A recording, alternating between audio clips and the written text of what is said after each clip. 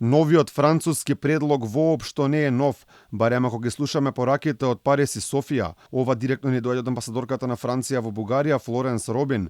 Таа за Euronews порачува дека новиот документ е идентичен со оној изгласан во бугарскиот парламент пред една недела, а во него биле внесени сите бугарски услови.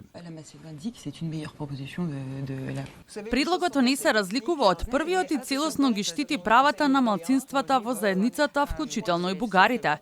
Документот е идентичен со првиот веќе изгласан во бугарскиот парламент и не треба ново разгледување во Бугарија. Дека нема ништо ново во францускиот предлог, ни порачува и шефицата на бугарското МНР во заминување Теодора Генчовска. Директно запрашана дали постои нов француски предлог, кратко одговори не.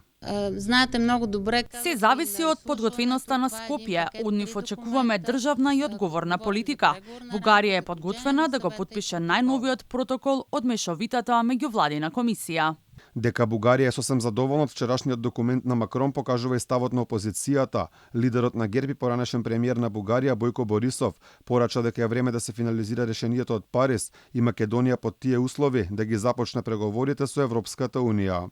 Когато трябва да се съобщи решение за Северна Македонија. Во однос на прашањето за Македонија, навистина им посакувам успех на колегите во Софија за да можеме да кажеме дека француското претседателство направи многу и да биде успешно онака како што заслужува. Да, за најновото решение на Макрон каже и премиерот во заминување Кирил Петков, како и бугарскиот претседател Румен Радев, кој е посебно познат по своите цврсти ставови во однос на Македонија.